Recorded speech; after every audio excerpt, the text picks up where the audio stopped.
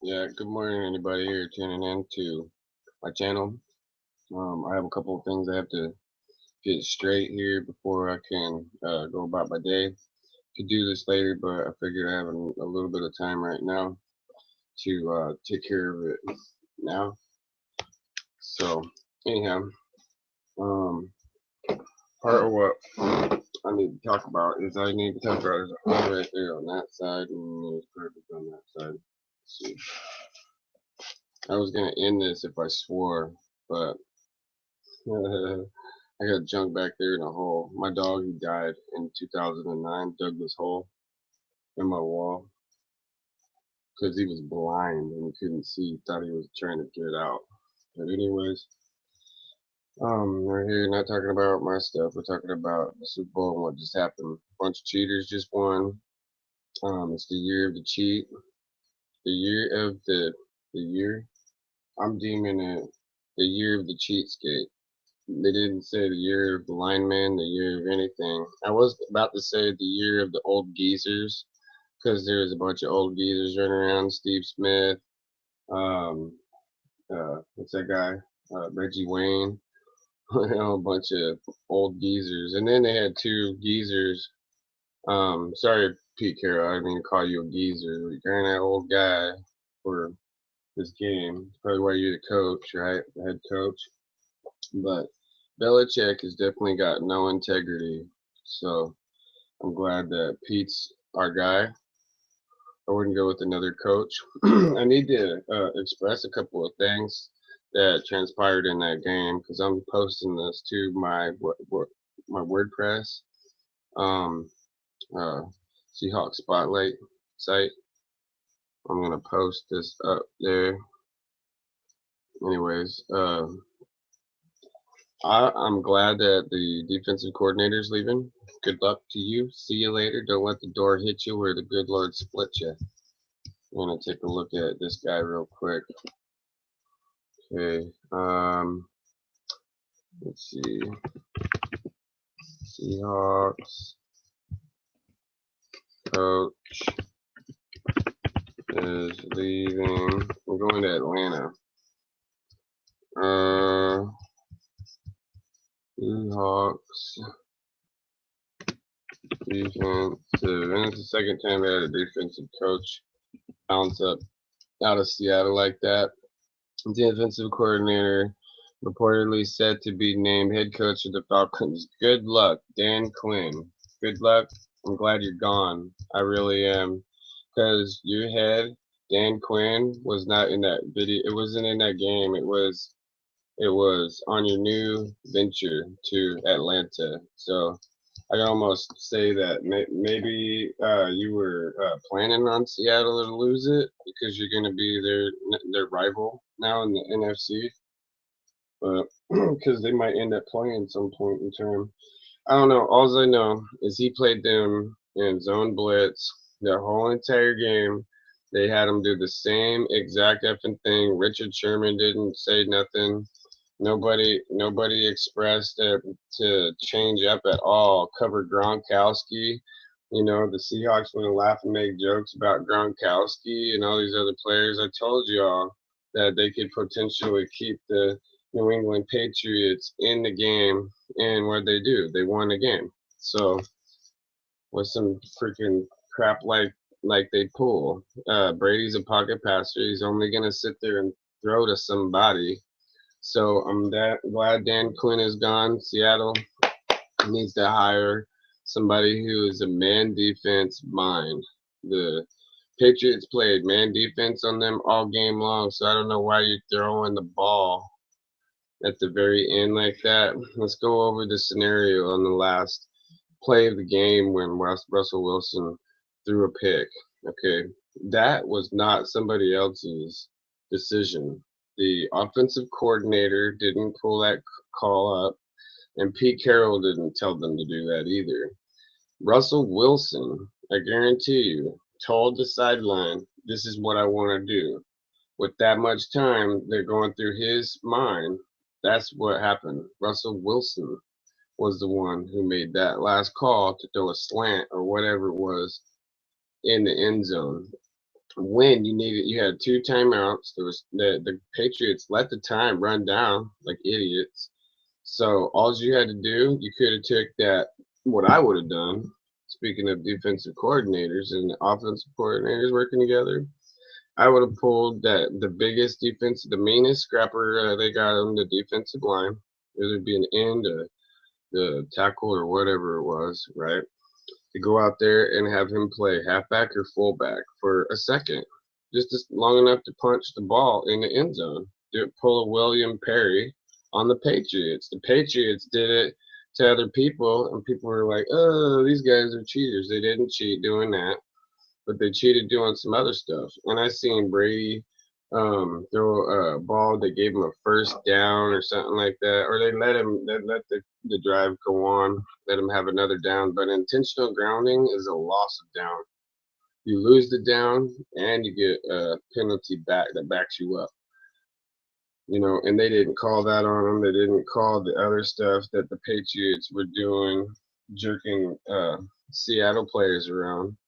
But anyhow, I'm glad that defensive coordinator's gone. Yeah, it's even going to help us out even more because if he plays like that down in Atlanta, we won't have to worry too much about Atlanta being a threat or Matt Ryan or any of those guys. They'll suck. They will suck playing that kind of crap. Okay. So they didn't check in the linemen to bust us through the hole. Okay. All they had to do was stop Brady all game long. Okay. Not in the zone. Not in the zone. He knew they were playing zone on him. So he hit the one guy whenever the cornerback, Jeremy Lane, went down. They got his backup covered. So they started throwing a hit. The guy who was a backup, right, came in. Backup should be good to go because they practiced with the team and everything. You seen that with the receiver that freaking made all those plays all night. Let's look him up. So I have a couple of other ideas as far as karma goes. They're trying to. Pete Carroll's trying to say it's his fault totally, and it's not. It's not his fault. It's Russell Wilson's fault. Don't ever let Pete Carroll try and convince anybody that it is on him and it is his fault when it is not his fault. It is Russell Wilson's fault. Russell Wilson called that stupid crap in there. And again, if I swear on this, it's a done deal. I'm deleting it. So if I slip up and I curse one time, I'm cutting this whole thing out. And I'll make another one later.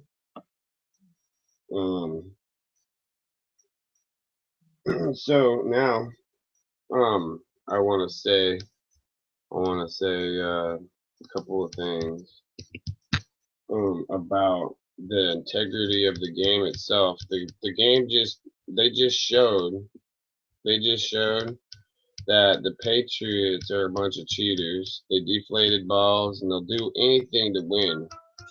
They'll do anything to win the game.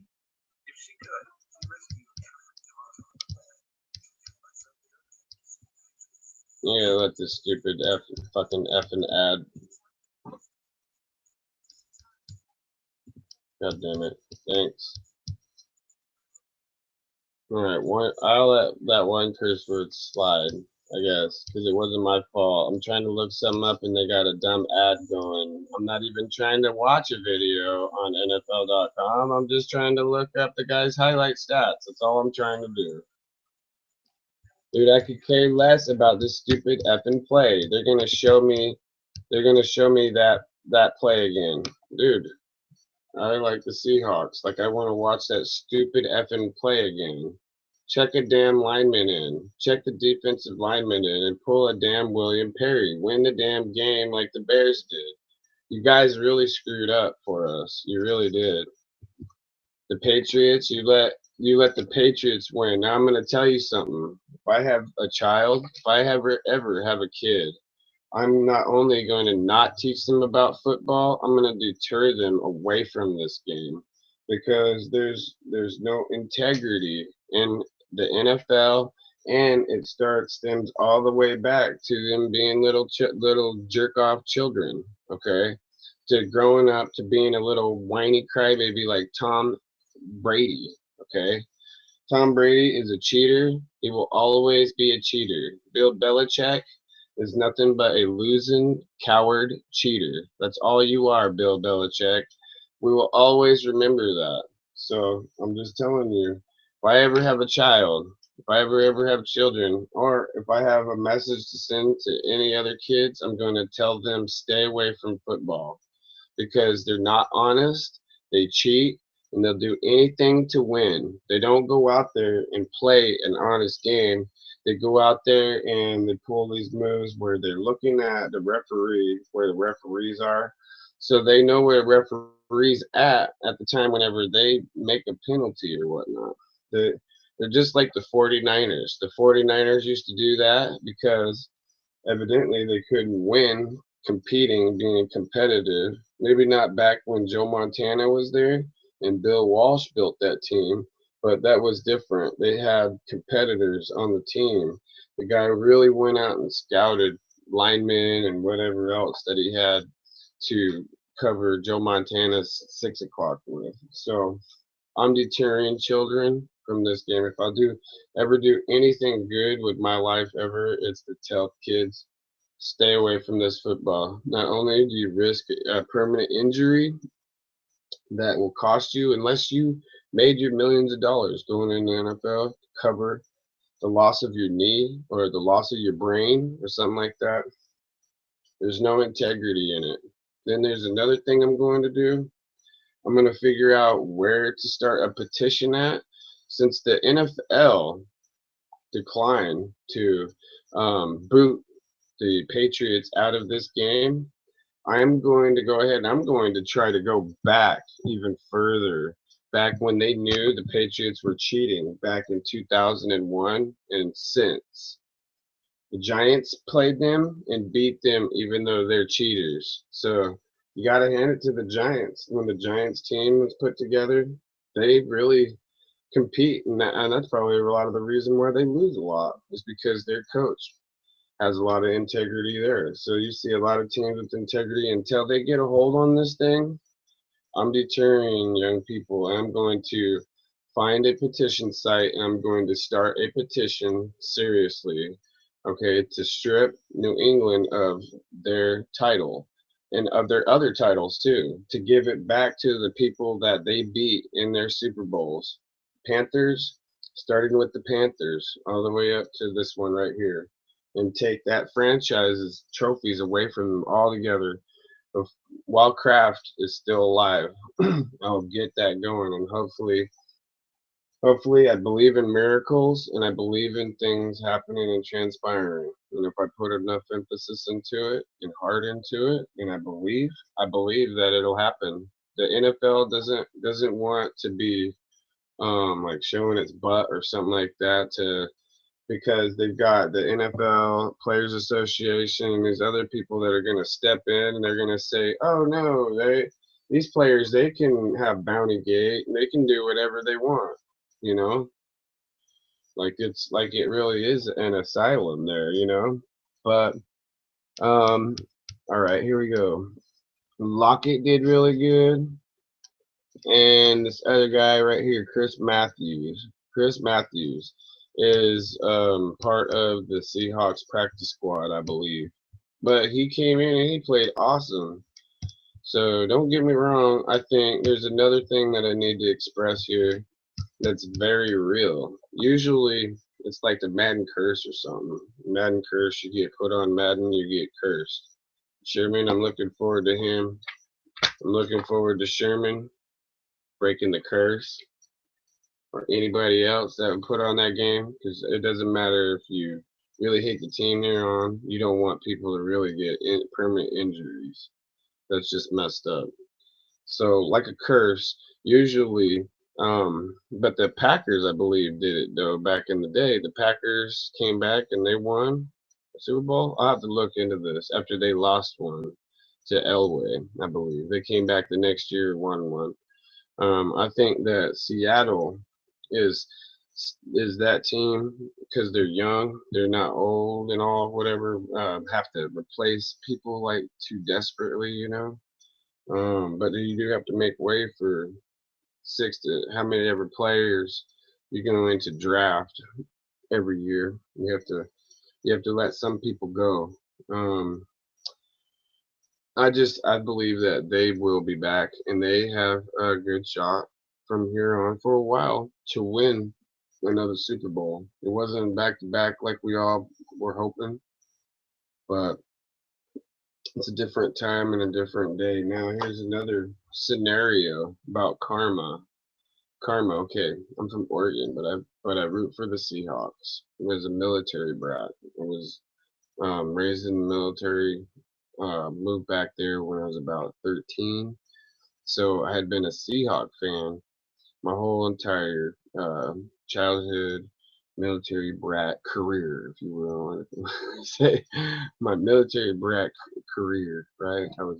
I've always been a Seahawk fan, and that's when it started. Before I even went back to Oregon. So when I went back to Oregon, I decided later on, about 1999, I was going to make the Ducks my college team because I was all about the NFL. I didn't even like college. I didn't root for college. I didn't watch college. I didn't know anything about scouting college players. I didn't know anything about college really. All I knew, but I was very intelligent and highly knowledgeable about the NFL in particular. But anyhow, so about 1999 or so, I was living back in Oregon since about 1990 when my father retired. So um, I decided to be an Oregon Duck fan and a Trailblazer fan for basketball. Okay, I don't really like basketball that much, but I want to be a Blazer fan because I like the Blazers. I like Portland. I'm from there. I do some bad things, like political things I don't agree with, but I still love it. It's my home, and that's where it's at there. So one of the karma scenarios is Husky fans that are Seahawk fans. I believe that they had a little bit to do with their karma because some of them also were talking smack in the NFC Championship game to Seattle before Seattle came around and won the game. Seattle should have won the Super Bowl right here, okay? But some of their fans, not all of them, show their butt, and these guys were sitting there talking smack about my Ducks just after the Ducks lost the championship game. The Ducks don't ever talk smack about you. The Ducks only do every year to your Huskies what they're supposed to do, what every team's supposed to do, what your Husky team is supposed to do to my Duck team, and they don't get it done. So you guys are bitter and you sit there and you talk smack and you hate on the Oregon Ducks, and you shouldn't. You should let it go. You had the Seahawks were going to the Super Bowl. We pretty much kind of had that figured in. Maybe not at that exact time, but they don't. They're not thinking. They're complaining about the Seahawks being trailing in a game. Not like, come on, let's go, come on, Seattle, get back in the game and win the game. They're not like that. So when my Ducks lost, I saw all these people, Husky fans. They're not Ohio fans, but yeah, they're all of a sudden they're an Ohio State fan, and they're all so happy that the Ducks lost that. So regardless if I'm a Seahawk fan also or not, they're still gonna rub that in my face. You know what I mean? So I think you guys all cost us. So I really believe that you all need to shut your mouth. If I ever, because I'm moving to Seattle someday. I plan on it. I don't have a whole lot to go with or whatever, financially wise or whatnot. But if I ever do, or even if I don't, I'm moving there someday. And if I see any of you guys that talk smack about my Ducks, okay, I'm gonna confront you around if I see you around. So anyhow, always remember how karma could come back to bite you. Seattle didn't do anything.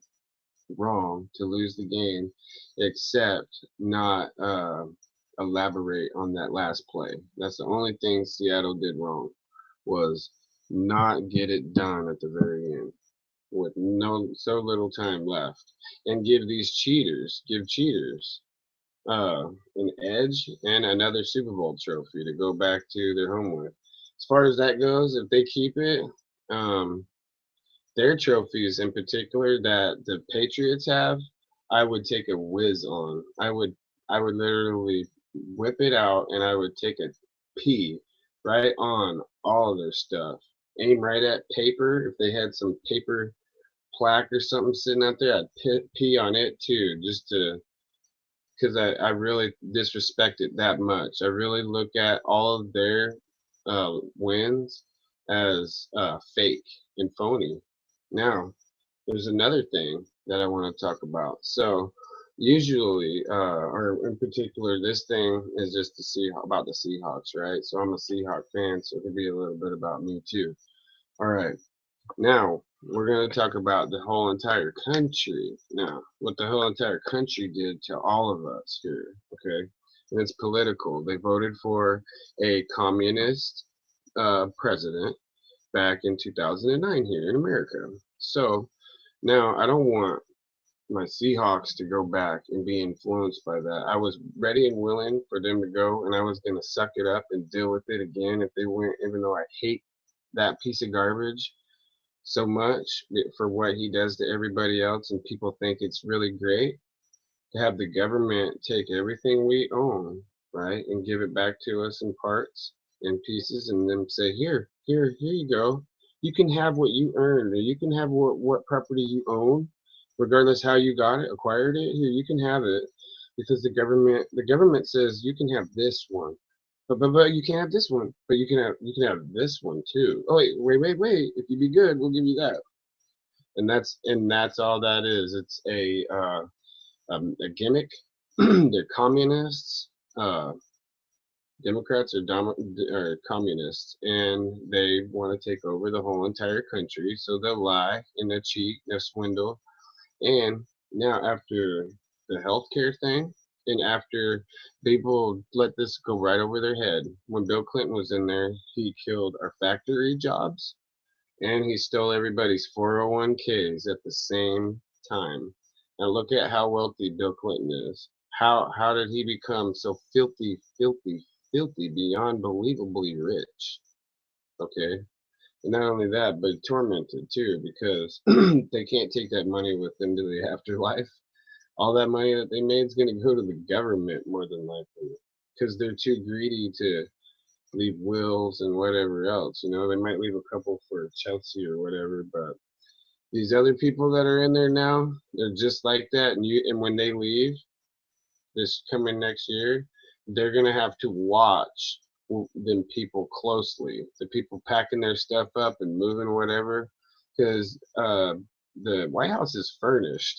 They should not be moving furniture out of the White House. That's ridiculous of the Clintons to even have move a moving truck up there. What did you move in there? Hill? You know what I'm saying? So, knowing that the Seahawks are one of the youngest franchises in the whole entire NFL, I know that this guy is BS up there on Capitol Hill right now. He's baloney. He's baloney big time. Overboard bull crap. Okay, he wants to influence people with his baloney. And the Seahawks are some of the youngest people. They can be taken in, brought in. Oh, this is the president or whatever of the United States. You gotta listen to him for a second. Listen to his wiggy-washy crap that he has to say. And that's another thing. So regardless of what I think or feel, I'm going to have to feel the effects of whatever this guy does with everybody else. Okay, so all I can say is what goes around surely comes around. And if you're cheating, you're lying to people, okay, and you're dirty, and that's all your plan is, it will eventually catch up to you. But until then, I'm thinking of things a little bit differently. Um, I don't wanna say, oh well, you only get anywhere by cheating. I'm only, let's say, okay, let me say it like that. Okay, man, I'm gonna go and cheat. I'm gonna go and cheat as much as I can cheat. I'm gonna cheat everybody. I'm just gonna try and take and steal and cheat and lie. I'm just gonna see the amount of stuff and money I can acquire while I'm cheating and lying, and I'm doing no all this rotten stuff. But I'm gonna go to my playbook, and in my playbook, while it says, "Oh, you got this," if I'm a football coach, so let's say hypothetically, right? Some people hate hypothetically. You shove it up your freaking bunghole. This is my freaking channel. I'm talking right now. So hypothetically, I got this playbook and I'm an NFL coach, right? So I say, okay, here's the play, right? You go out, you do a short curl, you come out and you gets the ball, right? But inside, where nobody can see, it says, while you're at it, look over here at the referee, see what he's doing, and then kind of keep your eye on him a little bit to see if he's watching you or the defense. So I guarantee you the referees were watching Seattle's defense the whole entire time. While you got Gronk or anybody or Cam Chancellor tied up and they're fighting or whatever, the referee sitting there looking right at Cam Chancellor. He's not looking at Gronkowski or any of the Patriots offense. They're not even looking at Brady. When Brady threw that intentional grounding, they weren't even looking at him. They were like, "Huh? No, we'll just let it go. We'll just let it go." So until then, I'm thinking a little bit differently. I'd much rather hang out with only people that have integrity, but I don't hang out with anybody because I don't trust anybody really. But um, there is absolutely no integrity. So I guess at least I will be thinking about that heavily and what to do. Don't necessarily jump right in and make a decision right now for myself, but it's weighing heavily on my mind right now that there's no integrity in the game. And the NFL is not going to do anything about it. And if the NFL tried to do something about this, like strip New England of their titles or whatever else, they would have the NFLPA and all these other maggots all over them. Like it's okay, it's okay. It's okay to put a big ass helmet to helmet hit on somebody, even though they could wind up killing themselves later, like or whatever. It all eventually see where I'm going with this. It all catches up. So this integrity, less than a factor, thing is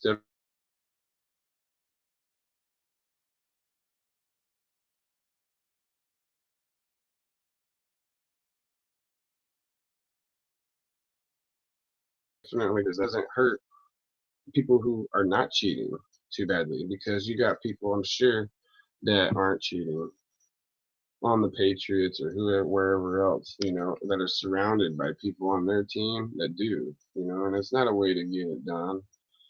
Not anymore, not in my opinion, because I see all of that. I see it all. I'm gonna point it all out. So, like I said, I have to think about this thing real heavily. I don't want to give up on my Hawks, but I really, really, really want to give up on the NFL altogether because they lost it. They have lost it. They need to be put in a mental ward or something because they have damn lost their damn minds, allowing deflated footballs. However, you had them, Rush Limbaugh said on his radio that they must have did a hurdle thing around the basket of balls, and then they took a gauge. One of them had a gauge. They gauged it up and sunk the air out to a specific weight that only Tom Brady himself knows. So we'll always remember the cheaters won. So do you have to cheat? Do we all have to cheat? Because I know that if I'm already not cheating, and I'm like that close to winning just on competitiveness, and then I start cheating, I'm probably gonna whoop your butt. I'm probably gonna just cream you. So think about that for a minute. And for right now, I am thinking about how there is absolutely no integrity in the NFL. Peace.